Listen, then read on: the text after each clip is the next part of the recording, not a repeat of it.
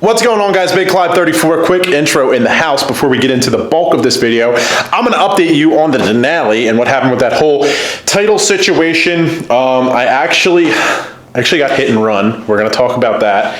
That kind of really irritates me. It's the kind of thing that, might not be the biggest deal when you look at it in the scheme of life, but it makes me want to choke somebody. It really does.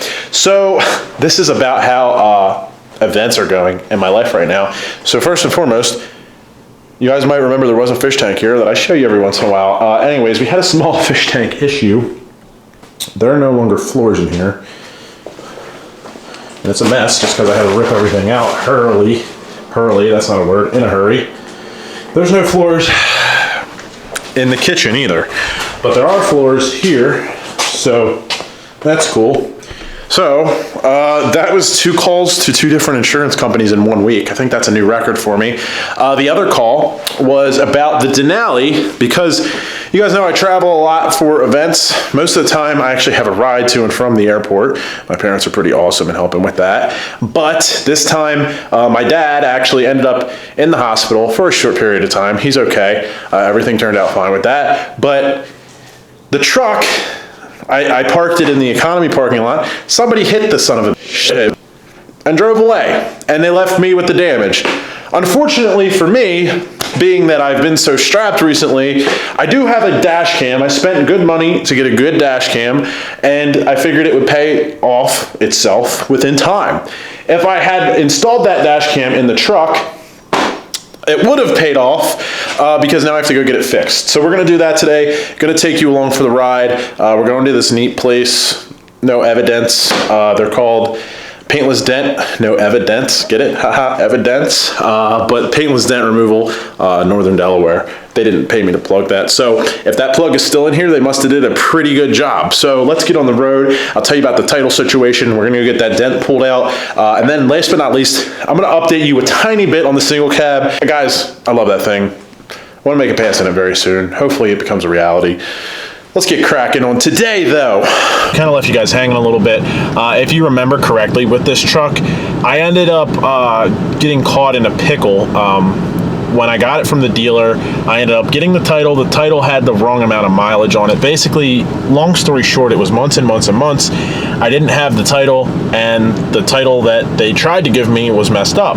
And when I was calling them, I wasn't getting calls back, all that kind of thing. I don't like to say they were ducking me, but by the amount of times that I've called them over several months, I think they were.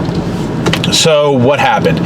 It's unfortunate to say that I kind of had to leverage my reach against the situation. I don't think anybody should have to do that. And I think it's kind of messed up just because, not everybody has the ability to put pressure on somebody like that to get something done. Me personally, if I start a job and I don't complete it, I have that on my shoulders, and that's my priority if I don't come through on my side of a deal, which, in this case, they didn't. So, I put up the video, and the video outlined the whole situation. It's in the link below if you want to check it out. Anyways, within 24 hours, after not getting any calls for months and months and months, I get a call from the dealer within 24 hours. Believe that. I was incredibly busy in that 24 hours.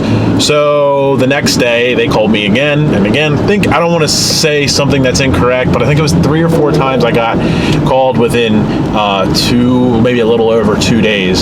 So I assume that they saw the video. They basically told me, oh, it's ready, come pick it up. And that was it.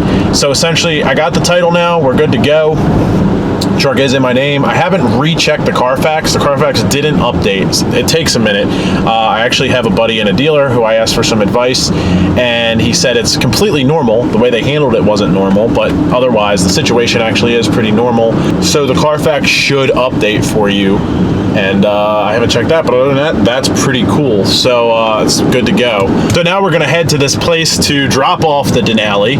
I just am not having very good luck with this truck so far. Well, I mean, I guess that's a relative term. I have a buddy hit me up because I post these videos of these struggles that I'm having, and he's like, man, you have some really bad luck. Just hold on to the camera here for a second as we go around this turn. It's like, man, you have some really bad luck. It's as bad as mine, kind of like jokingly. because I guess he's been going through some stuff, and it's just like all relative, you know. I do go through this stuff, and I can't really complain. I think everything's going pretty well, so I don't want you guys to think like, oh, I'm so doom and gloom and everything's so bad. Like, I love my life. It's great. We have a lot of good things going on. Just, you know, some things you got to deal with. But anyways, we're gonna drop this off. We're gonna skip actually straight to talking about the repair. And 1, 2, 3, it's fixed. Oh my God, he's changing flavors. I would say that it's not 100% flawless, right, but it's the best that I'm able to do. Everybody's skill set's a little different. Like, I have, you know, good training and all that type of stuff, but you can only do what you can do. So with this type of area here, like, my main concern is not drilling holes and things like that. So you're gonna take a tool like this, come up underneath of the bed here. Yep. And what I'm basically doing is getting the light, and I'm trying to come back here, and I'm making small pushes to right all of what was going on there. It's a big challenge because ideally you'd really like to be at this angle, working that body line and all the rest of the crease. So if this was in a different location, the repair process would be much smoother and a lot easier to attain like 100% finish quality. So on like a 1 to 10 scale, where does this rank for difficulty, like location wise, I guess, and job wise?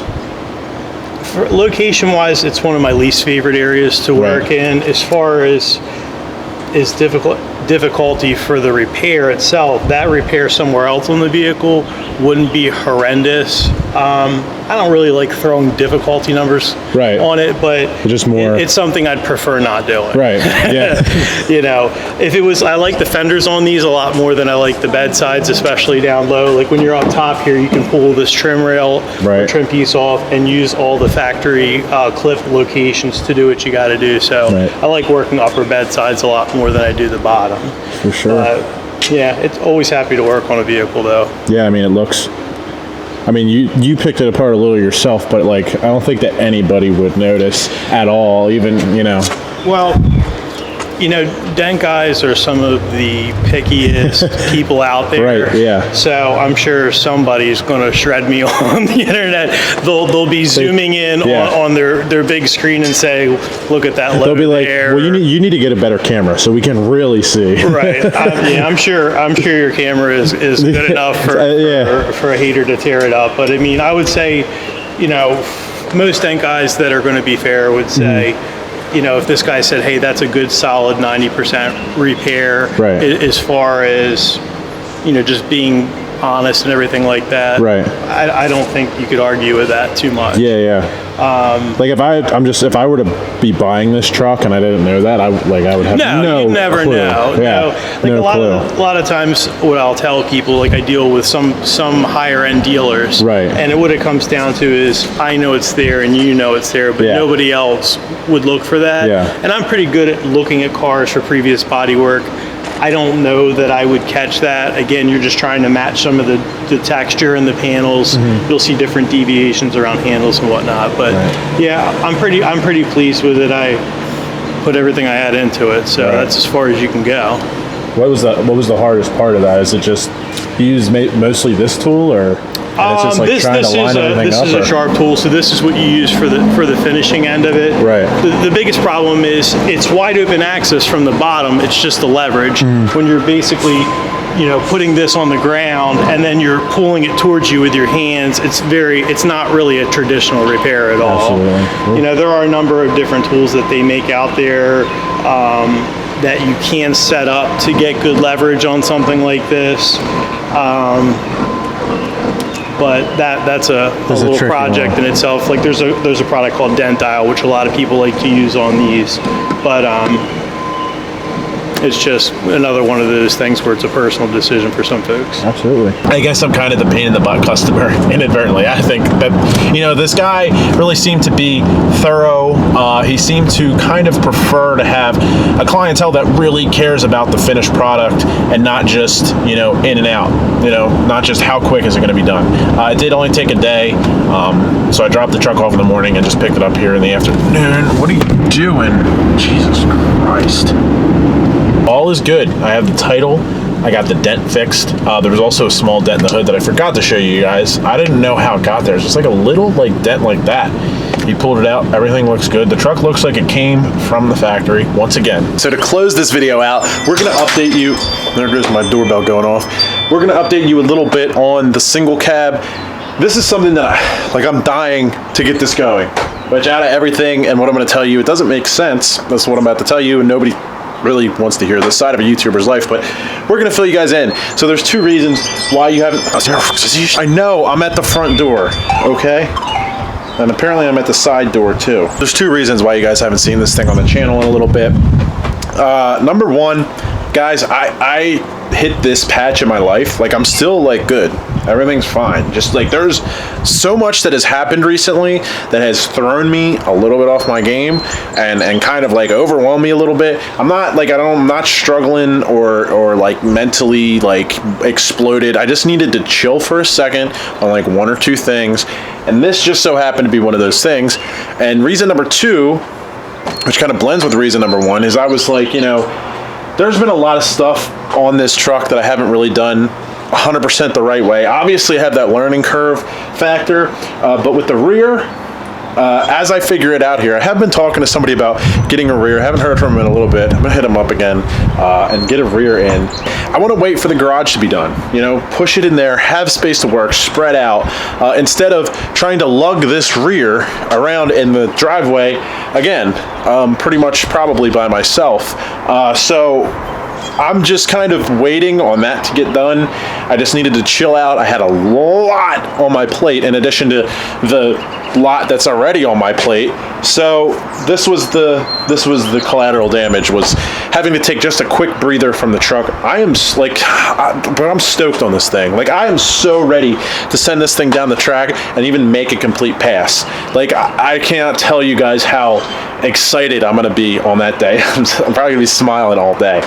But that's coming back real soon. But other than that, we're handling a lot of things. We're getting the floors done. The truck is repaired. I got the title.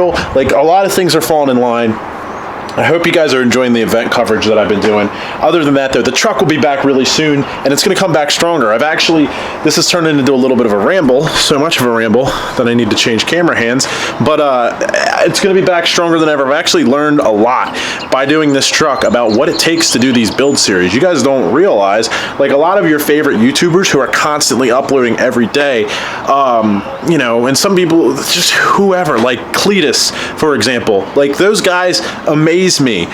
Street Speed always has a project, uploading every day. Like, that's a lot of work, and I've learned a lot about how to kind of like manipulate the content to keep it entertaining and upload more often with this. So as this truck continues on, and when I get this garage built up and I actually have a workspace, you know, I'm gonna be able to kill it more with this thing. I'm really disappointed in myself that there's been so many gaps in coverage on this. I kind of wish that it could have been like, you know, maybe 2 videos a week, 3 videos a week on this thing, and then running it. But I'm sorting some things out in my head. I have a lot that I'm like compartmentalizing, figuring out, streamlining. I'm really excited about this summer and the future of the channel and this thing. Guys, I need to get it running. I need to get running. But that's it. That's all I got. Thanks for watching, guys. Please remember to like this video, subscribe below. I appreciate you guys. I will catch you next time.